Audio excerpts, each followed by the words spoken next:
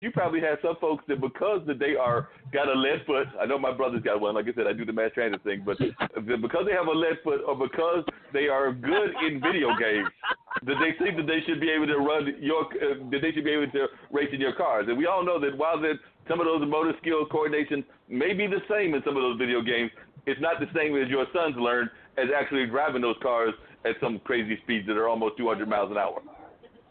That is true. I will tell you, the first time my sons did a professional testing, I never drove my car over 80 miles an hour again. To see what really goes into how we take our lives into our own hands and could cost other people their lives by speeding, I have a whole new level of respect for what a car is capable of doing and what it's not capable of doing unless it's designed to do those things. So I do. I get phone calls. I had this one young lady, and I really, really like this young lady. And, she expressed how much she loved the sport, and, she never thought that anybody that looks like her would be involved in the sport, and she just wanted to know where could she start. And she made the one mistake of sending me a video of her racing on the street in her car, and I refused to open it. She was like, "Did you see my video? Did you see my video?" I said, "No, I'm not going to look at your video." And she goes, "But why? Well, why? I took all day to film this." And I said, "Do you understand that not only did you jeopardize your life, but you jeopardized the lives of people that are on the road? And you have no idea what it takes to really keep a car at that rate of speed on the ground safely. So, no, I will not support that video." And she was offended, but, we spoke about it in depth, and she understood what I was saying to her. Wow. So I make it a point to let people know, please do not send me of you speeding and doing all kind of crazy antics on the road, because you're not only jeopardizing your life, you're jeopardizing somebody else's life. All it takes is one person that sees you speeding up on them to panic and make a certain jerk move. They may flip their car. They may slam on a brake and you hit them, or anything can happen. But you would be responsible. Because I actually thought about this last week. There was an incident here in Durham, North Carolina, where there was somebody, it was one of those, unfortunately, community killings and things of that nature. And the person had been hit by, I think, from what I was told by people, hit by a motorcycle. So one of the local motorcycle groups decided to basically do a salute down a major thoroughfare, exactly the thoroughfare in front of the Hayti Center. And they were driving back and forth around, I guess, as a salute to this person that had passed and everything, but they were also cutting off cars and everything. And all I could think of was, y'all are just a wreck waiting to happen. Right, exactly. They don't understand. I lost it's ironic, but I lost my dearest childhood friend the same day my son had his first motorcycle crash on the track. My friend was killed. A driver cut him off, and he was killed 11:30 that morning. And my son took his first ever crash at 4:30 that afternoon at 160 miles an hour. And my son, I told him, I said, "Michael saved your life," because my son got up without a bruise, a scratch, and he flew. His body tumbled 200 yards. His bike tumbled probably 300 or 400 yards, but he hit the grass. And anybody racing knows, once your body hits the grass, it's like somersault city. And my son got up without a scratch on him, and that's why I'm adamant that I will not allow my children. They're grown, and they do all kind of crazy sports and stuff like that. But I refuse as a parent to sit there and worry about them on a motorcycle, because pedestrians and other car, drivers don't respect them. Sometimes they get I think they get a kick out of seeing them, go down, because, they're bullying them on the road. This road racing is very serious in our country. I agree. Yeah, but don't you think motorcyclists, use the fact that they can dodge in and out of traffic, and I've seen them do very unsafe things on the road as well. I think it goes both ways is what I'm trying to say. Oh, it does.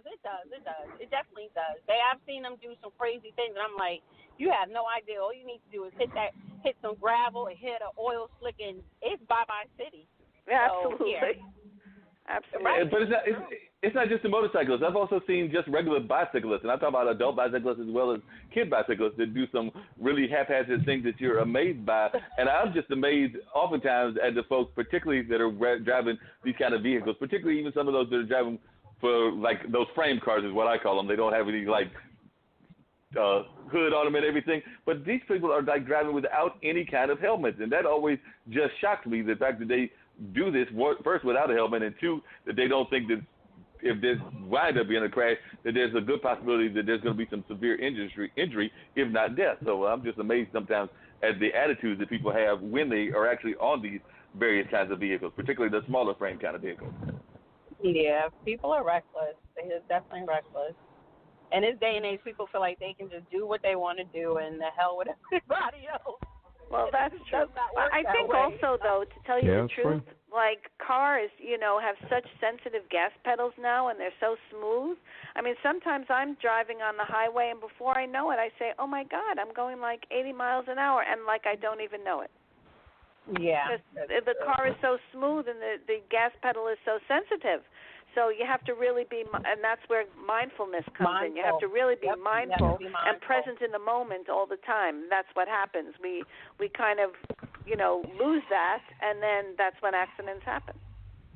Yeah, they teach me all the time with my kids. We had this saying that they got it from their mama because, I wish I wasn't as thick in the hips as I am because I would love to race with my sons. And we've discussed me running their last amateur race, but I don't know if I could put down my cheeseburgers. So I don't know if it's gonna happen. But we have discussed me running their last amateur race with them and ushering them into the professional level. So we'll see. We have, like I said, we have a lot of exciting things coming down the pipeline that we've been working on and developing and critiquing, so that when we do bring it to the public, it's definitely going to set the bar. Oh, now, as a person that does car driving and everything, are you oftentimes worried at all about some of the new changes in the industry? Because, like you just said, a lot of cars are becoming almost self-driving, and after a while, we might even start having the roads being self-driving or self-moving. So, as an industry, are you ever afraid that we're going to get to that part of like almost like the Mad Max kind of environment where cars aren't needed as much as they've been in the past because we're such a car-driven society? Oh no, I am really. That's another thing that we want to set is innovation, and I'm involved with tech companies, solar companies, to develop new products and new opportunities within the industry. So no, I'm interested in seeing what we can bring to the table as far as an IP into NASCAR. Yeah, because that'd be really good. I think we are not responsible enough as drivers and consumers for these self-driven vehicles. I don't believe in that just yet. I think they would have a more successful project if everybody was doing it. But you just have some people that are not going to respect another driver no matter what. Everybody's in a rush, and people have no problem with cutting somebody off and causing a wreck and keep going. They run over people and they keep going.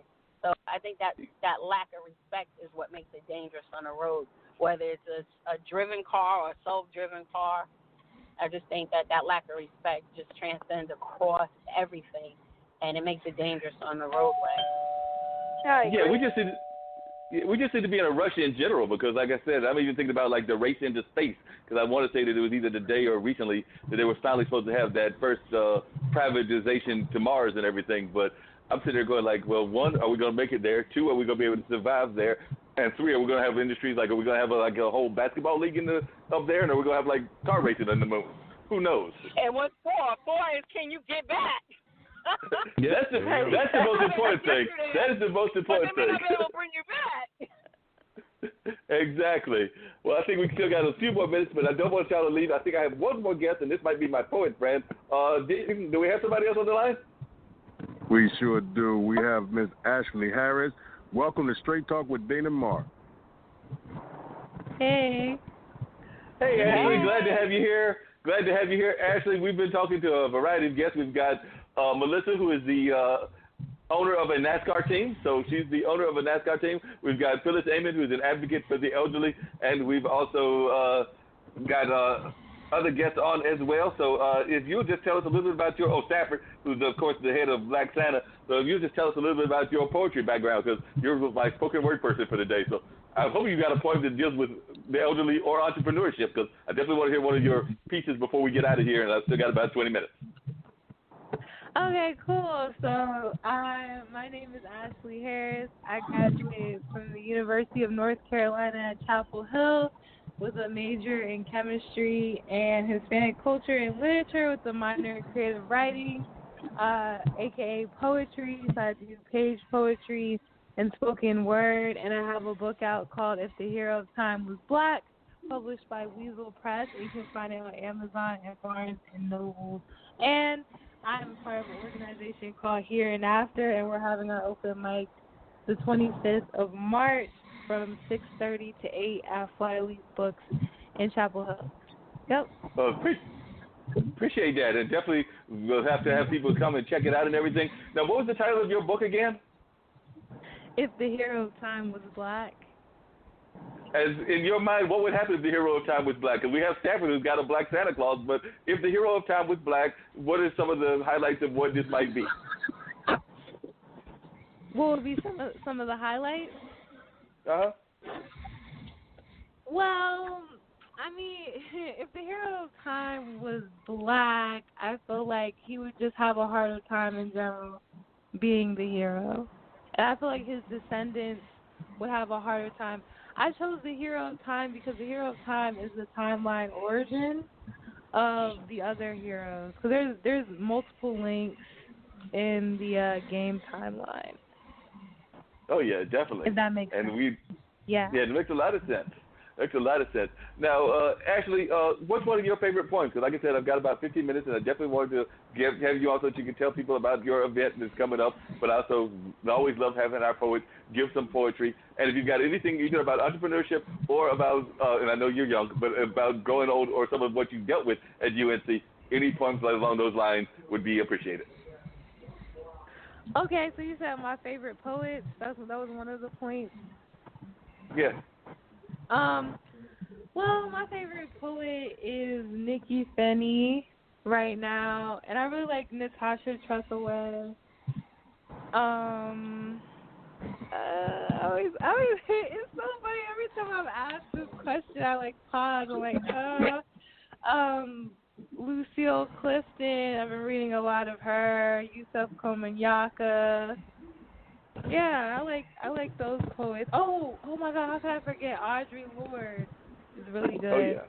Oh yeah. Audrey's amazing. Amazing.